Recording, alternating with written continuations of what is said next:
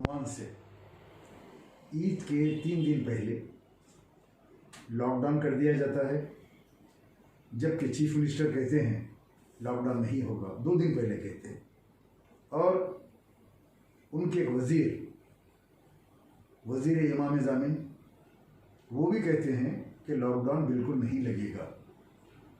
उसके बाद अचानक जबकि कोरोना का रेशियो कम है, 7,000 से 4,000 के ऊपर आ गया और लॉकडाउन लगा दिया जाता है। क्या सिर्फ हमारी ईद या रमज़ान का कारोबार 2 दिन पहले हैदराबाद के, तेलंगाना के मुसलमानों को ज़हनी अजियत दी गई? सारा शहर ट्रैफिक बंद हो गई। उस दिन लोग रास्तों में इफ्तार किए, इफ्तार करते देखे गए, ट्रैफिक पूरी जाम हो गई। क्या इस तरह खड़े खड़े आपको लॉकडाउन करने का ऐलान करना चाहिए? टाइम देना चाहिए। 3 दिन के बाद ईद के दिन, ईद की नमाज़ पढ़ने के बाद 4 बजे से 3 बजे से लॉकडाउन कर देते, कोई बात नहीं थी। हमारी ईद का तो थोड़ा हुकूमत लिहाज करना चाहिए था। वैसे तो हालात नहीं थे, इमरजेंसी। हुकूमत की कोताहियाँ है। ऑक्सीजन सिलेंडर नहीं है। किंग कोठी हॉस्पिटल के अंदर 7 लोग ऑक्सीजन नहीं होने से मर गए।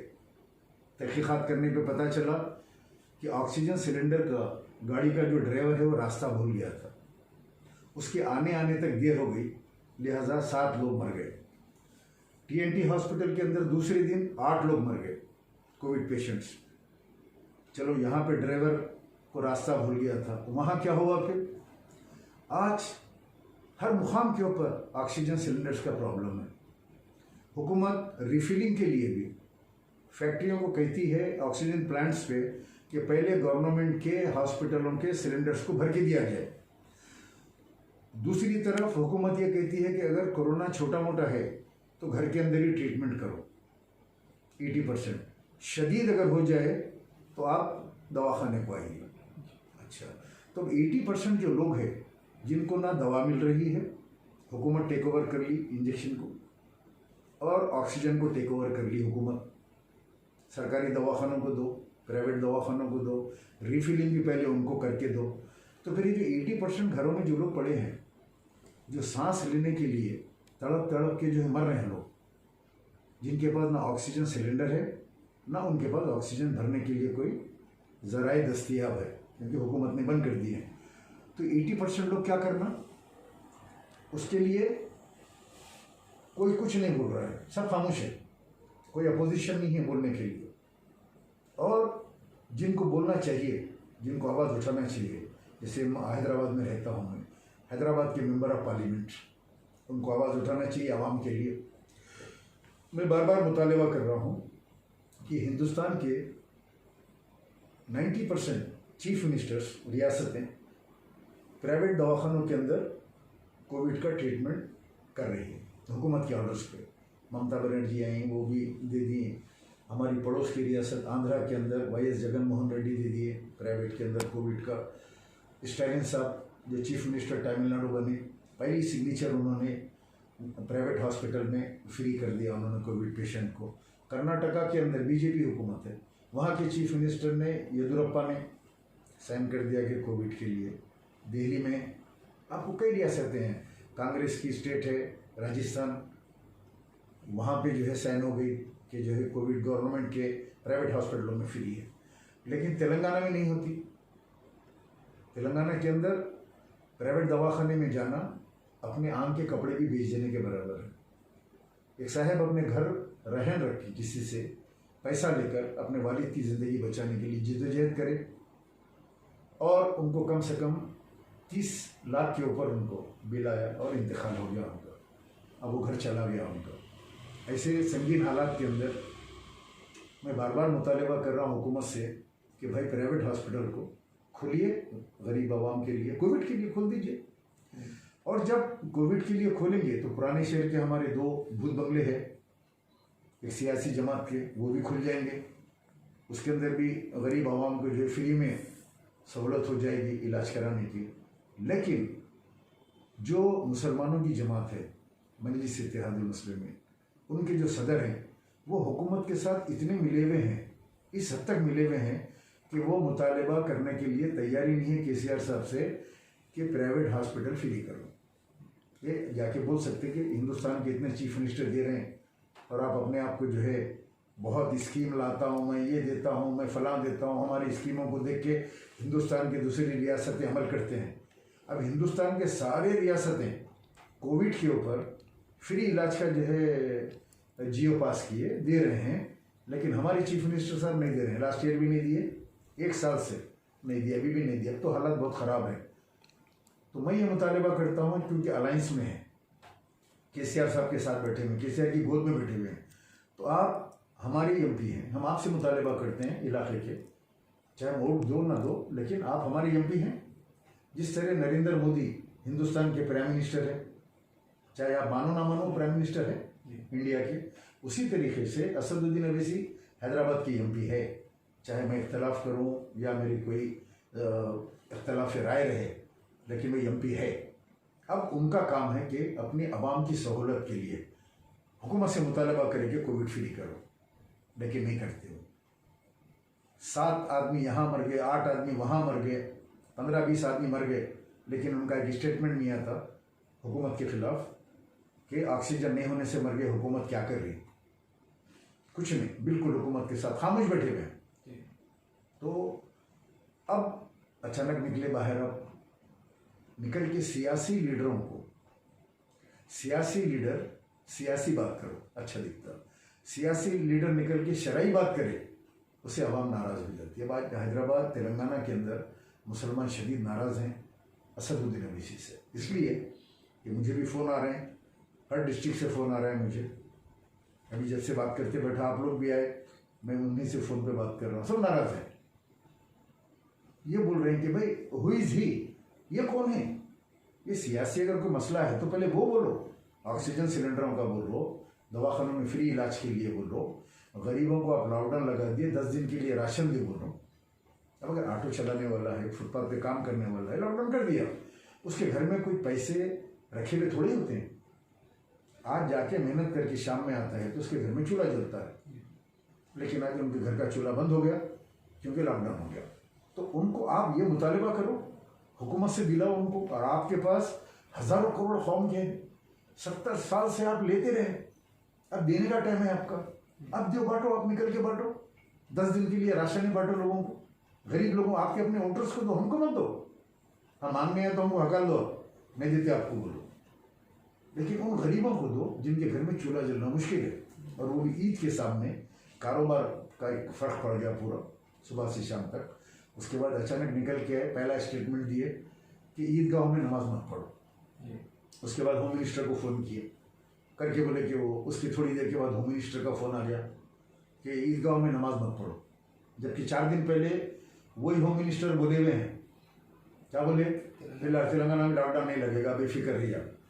उन्हें पलट के बोल रहे कि लॉकडाउन लग गया और आप लोग जो है ना उसका पालन कीजिए लॉकडाउन का, और ईदगाहों में नमाज मत पढ़िए। ठीक है, आप एहतियात के लिए बोले हैं, मानते हैं आपकी बात को, ठीक है, यहाँ तक फिर भी किसी हद तक।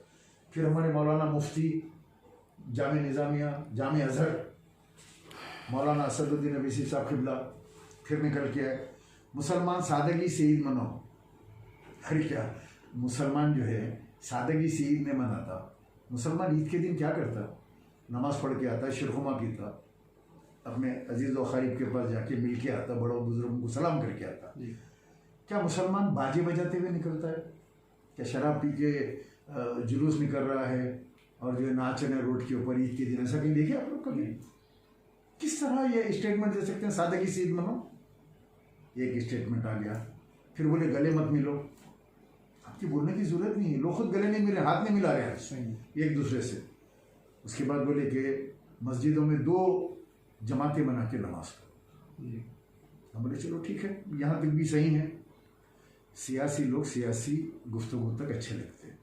सियासी लोग जब शरई मामलात के अंदर आके बात करते हैं वो मुनासिब नहीं है। इनका आके शरई मामलात के ऊपर फतवा देना मुनासिब नहीं, because he is not a मुफ्ती, not a, he is a आलिम, he is not a scholar, he is a political leader.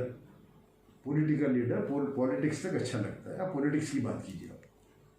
आप आके जो शरई मामलात के अंदर आप बयान दे दिए, फौरी जामे निज़ामिया को फ़ोन कर दिए, ज़रा एक फतवा दे दो। अब वो सब जितने भी उलमा इकराम हैं वो तो इनके अपने मिले हुए हैं, इनका हुक्म आते ही पूरे जो फतवे शुरू कर दिए, घरों में नमाज़ पढ़ो। अरे आप पहले एक बात हुई कि 2 मरतबा ईद की नमाज़ करके पढ़ लो मस्जिद के अंदर, 100 आदमी ऐसा पढ़ लो डिस्टेंस के साथ। उसके बाद फिर एक बयान आ रहा कि मैंने मस्जिदों में घर में पढ़ लो। आपकी बहुत बहुत मेहरबानी सदर साहब, कम से कम घरों में नमाज़ पढ़ने की इजाज़त दी आप। भाई बोल के हम घरों में नमाज़ पढ़ ले रहे हैं, तो घरों में भी नमाज नहीं पढ़ सकते थे हम।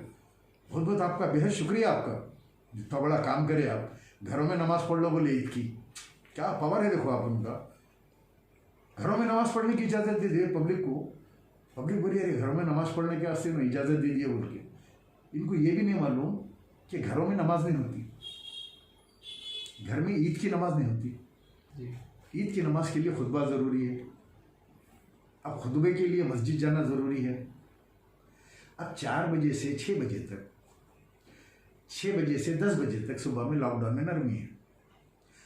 आज सुबह की हालत यह है कि पूरा शहर आवाम से जो है जैम पैक हो गया। अब मेरा सवाल ये है, 6 बजे से 10 बजे तक कोरोना कहीं जंगल में जाके सो जा रहा क्या? पर्टिकुलर टाइम 6 बजे से 10 बजे तक कोरोना कहाँ है? Where is corona? नहीं है। उससे बातचीत होगी शायद इन लोगों की कि 6 बजे से 10 बजे तक तुम शहर में मत आओ, गाँव में जंगल में जाके रह जाओगे, 10 बजे आ जाना तुम। लोगों को शराब की दुकानों पे लाइन लगी हुई है, मास्क नहीं है, 2000 करोड़ की जो है 2 करोड़ की शराब जो है 2000 करोड़ की कुछ शराब एक दिन के अंदर 24 घंटे के अंदर बिकी। आज का भी रिकॉर्ड बहुत ज़्यादा रिकॉर्ड है आज का भी। सुबह 6 बजे से 10 बजे तक शराब की दुकानों के ऊपर वो हुजूम है, मास्क वास्क कुछ भी नहीं है, नो सोशल डिस्टेंसिंग। अब कोरोना इनके कान में आके बोला, होम मिनिस्टर के और इनके हमारे एमआईएम के सदर साहब के, कि अगर मस्जिद के अंदर कोई नमाज़ पढ़ेंगे ईद की तो मैं आ जाऊँगा वहाँ पे। तब इन्होंने कमिश्नर साहब को फ़ोन करके बोल रहे कि 4 आदमी का परमिशन दीजिए नमाज़ पढ़ने के लिए। पूरा माहौल ख़राब करने के ज़िम्मेदार असदुद्दीन अवैसी हैं। आपको क्या ज़रूरत है मामलात के अंदर बोलने की कि 4 आदमी के साथ नमाज़ पढ़ो?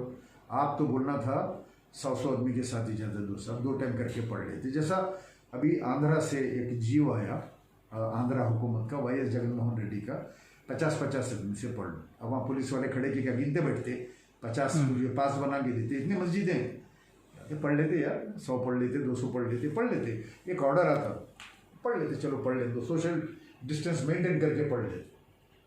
आपको हुकूमत से लड़के दिलाना था, नमाज का मामला है। उलमा, सियासी उलमा, उन्होंने जो बोलते सियासी उलमा वही बोल रहे हैं हैदराबाद के, उनके अंडर प्रेशर है पूरे, ये टीम वर्क है पूरा है। इन्होंने जो बोलते हैं, उलमाओं के भी सदर है, जामिया निज़ामिया के भी सदर हैं, जो फतवा बोले निकाल लेते हैं। फौरी फतवा गया जामिया निज़ामिया का 2 घंटे में कि घरों में नमाज़ पढ़ो। कैसा पढ़ना? ईद की नमाज घर में नहीं पढ़ी जाती, ये बोलना बेकार है। कई लोग मुझे फ़ोन करके पूछ रहे हमारे को नमाज़ पढ़ना नहीं आता, ईद की नमाज कैसा पढ़ना घर में हम? आपके पास मुसलमानों में बहुत बड़ा तबका है जो ईद की नमाज़ पढ़ना उनको नहीं आता, नमाज जनाजा पढ़ाना नहीं आता। आप निकल के पूछो रोड के ऊपर, आपको नमाज जनाजा पढ़ाना आता? बोलेगा नहीं। आप सर्वे करके देखो, एक 25,000 का सर्वे करके देखो, आप 2-4 गिने चुने निकलते। ईद की नमाज में भी जो है ज़्यादा आपके तकबीरात होते हैं, वो तकबीरात नहीं मानो। लोग आते हैं नमाज के लिए, ईद की खड़े जाते हैं, नमाज़ पढ़ लेते हैं, वो तकबीरात सब हाथ उठा रहे हैं, वो लोग भी हाथ उठाते हैं, ईद की नमाज खुतबा सुन के चले जाते हैं। अब अरे घर में पढ़ लो, 2 रकात नफिल पढ़ लो, क्यों? मेरा एक सवाल है, क्यों? बहरहाल जब सियासी लोग दीन की बात करेंगे और दीन के लोग सियासी बात करेंगे और इलेक्शन के अंदर निकलेंगे, तकारीर करेंगे, उलमा इकराम बोलेंगे फ़लाँ पार्टी को वोट दो, फ़लाँ पार्टी को वोट दो। जैसे आप लोग देख रहे हैं आजकल इलेक्शन आया तो उलमा इकराम निकल के बड़े बड़े जलसों में जाके बैठना, फ़लाँ को दो, TRS को दो, MIM को दो, निकल के इधर बिगाड़ आ गया। आज उलमा कराम की जो इज़्ज़त और ताज़ीम की, और हुकूमत के साथ जो उन्होंने मामलात किए बीच में आके, मजहबी मामले के अंदर, शरई मामलात के अंदर ज़बरदस्ती अपनी टांग डाल के ईद की नमाज मत पढ़ो, ईदगाह में मत पढ़ो, सादगी से पढ़ो, 4 आदमी से पढ़ो, ये पूरा जो तमाशा करते बैठे हुए हैं, ये इनको करने की ज़रूरत नहीं है। आप सियासी आदमी हैं, सियासी गुफ्तगू करो, सियासी मामलात करो, हुकूमत से आवाम को क्या सहूलत दिलाना है इन हालात के अंदर आप वो दिलाओ, ऑक्सीजन सिलेंडर दिलाओ हुकूमत से, और पुराने शहर के अंदर जो है कोविड के नए हॉस्पिटल्स खुलाओ, 100 बेड 200 बेड के जो है हर कॉन्स्टिट्यूंसी में 100 बेड का एक दवाखाना गवर्नमेंट का खुलाओ। पहले अपने दवाखाने खोलो जो है कौम के है, आपके अपने ज़ाती नहीं है वो, ये कौम व मिलत के असास से हो। पहले वो दवाखाने खोल के उसके अंदर सहूलत दो, आप उसमें फ्री में इलाज करो। आपकी पार्टी का एक वर्कर मर जाता है, 1,60,000 रुपये उसकी बीवी भरती है, उसके बाद 6 लाख रुपये उसकी लाश के लिए मांगे जाते हैं। आप लोग भी देखिए, पूरे वीडियोज आते रहे, उसकी बीवी सबको फ़ोन कर रही है, सबको फ़ोन करके पूछ रही है कि मदद करो मेरी, 6 लाख रुपये मांग रहे हैं मुझसे। आपके पार्टी का वर्कर है वो, सारी ज़िंदगी जो है आपके साथ वफादारी किया हो। तो इन हालात के अंदर आपका दवाखाना, जमात का दवाखाना, कौम का दवाखाने आज कौम के काम नहीं आ रहे, कौम परेशान है आज। और ये लॉकडाउन के दौरान हमको 4 घंटे अपने एसेंशियल जो भी अपनी ज़रूरतमंद की चीज़ें अपने को जो है ना लेने के लिए हुकूमत की तरफ से 4 घंटे अपने को टाइम मिला। उसके बावजूद इस 4 घंटे जैसे ही 6 बज रही तो पब्लिक पूरी बाहर आ जा रही अपने एसेंशियल जो भी ज़रूरतमंद की चीज़ें लेने के लिए। लेकिन 4 घंटों में से 1 घंटा तो मैं आज देखा मैं ट्रैफिक, 1 घंटा तो सिर्फ ट्रैफिक में अटकी हुई है, ना कोई ट्रैफिक पुलिस वहाँ पर अरेंज है और ना ही कोई जिम्मेदार है वहाँ पर। अब जैसे ही 8 साढ़े 8 9 बजते कि वहाँ पर पुलिस लाठी लेकर आ जा रही है, वहाँ पर क्या करें आप लोग? तो पब्लिक या वहाँ पर अपनी ज़रूरतमंद की चीज़ पूरी करेंगे या फिर 4 घंटे में कैसा करेंगी पब्लिक? ये देखिए, अब ये लॉकडाउन के अंदर वो जो 4 घंटे हैं जी जो दे रहे हैं, जी ठीक है, आप 4 घंटे दे रहे हैं तो उसका इंतज़ाम कीजिए, आप ट्रैफिक पुलिस रखिए, अपने लॉ एंड ऑर्डर की पुलिस 4 घंटे में ज़्यादा उन इलाक़ों में, मार्केटों में जहाँ पे, और फिर ये ईद का वक्त था और अचानक सडनली लॉकडाउन करने से लोग जो है 2 दिन से निकले। अब जब लोग राशन ले लेंगे, तरकारी ले लेंगे, कपड़ा ले लेंगे, जो भी खरीदारी है ईद की, ये अब कल से वो रश नहीं रहेगा, क्योंकि लोग बार बार तो निकलेंगे नहीं खरीदने के लिए, लोगों को नहीं, कल तो अपने अपने ईद मिलने के लिए या फिर निकलेंगे ना। फिर अब जैसे कि हर कोई अपने घर से तो निकलेगा ईद मिलने के लिए, अब 4 घंटे तो काफ़ी नहीं होंगे ना, उसने नमाज़ पढ़ के अपने घर में अपने फैमिली से मिलेंगे, फिर उन्हें बाहर जाके मिलेंगे, तो 10 बजे तक तो पूरा ख़त्म नहीं होगा ना। तो इसके ऊपर आप क्या बोलना चाह रहे हैं पब्लिक को? देखिए, अब तो टाइम को तो कंट्रोल करना पड़ेगा जी। गवर्नमेंट का जो ऑर्डर है जी, उस ऑर्डर को तो इम्प्लीमेंट करना पड़ेगा, चाहे मैं हो, आप हो, कोई भी आवाम हो, तो 4 घंटे के अंदर आपको मैनेज करने का है, उसमें नो कम्प्रोमाइज़।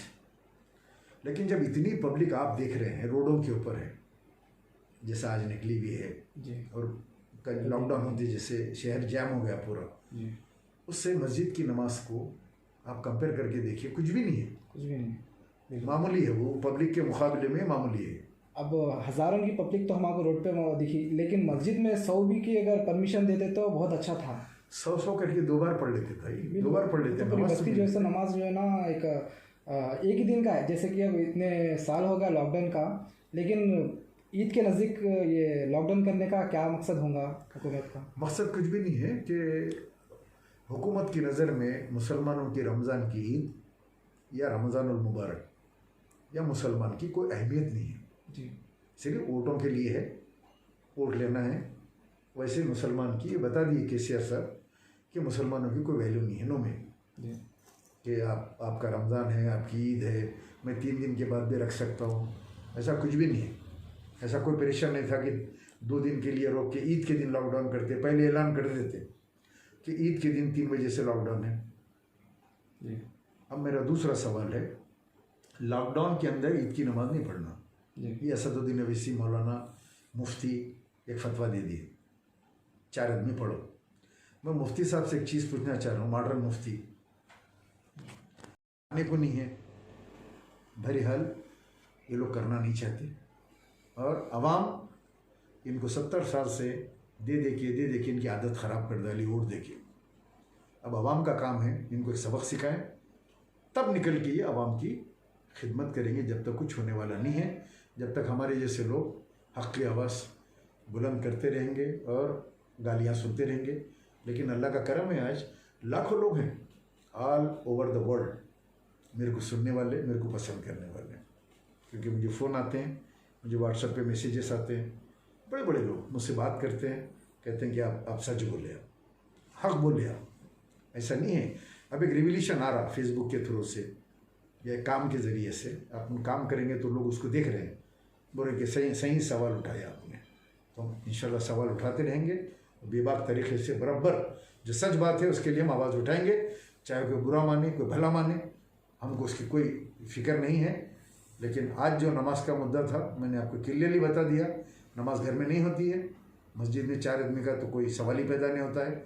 नमाज की इजाज़त सुबह में हुकूमत को देना चाहिए, कम से कम एक उन्हें राजशेखर रेड्डी साहब का बेटा जगन मोहन रेड्डी 50 बोला, हमारे केसीआर साहब का दिल बड़ा है, 100 बोलना चाहिए।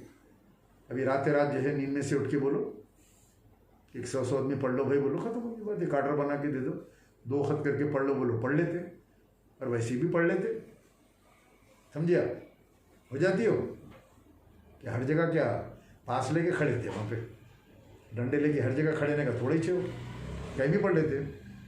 बहरहाल कानून तो हम, कानून का हम पास लिहाज हम बराबर करेंगे, 4 घंटे के अंदर जो भी करना है वो कर लेंगे, शॉपिंग करना है, सामान लाने ला लेंगे हम लोग। लेकिन गरीबों के लिए ये लॉकडाउन जो है एक तकलीफ़ का बास है, बहुत बड़ा बास है, जो जिस पे गुजरती है उसको मालूम है। तो मैं आपके ज़रिए से आपके नाज़रीन, आपके व्यूवर्स को मैं ये कहूँगा कि गरीबों का ख्याल करो, गरीबों को बांटो, उनके लिए थोड़ा राशन पानी, कुछ भी थैली से ही, थैला ना देना सही, एक थैली पकड़ के उनके घर के ऊपर एक तेल की पैकेट है वो इस तरीके से डालिए। मैं यही अपील करते हुए आप लोगों से इजाज़त लेता हूँ। अस्सलाम वालेकुम।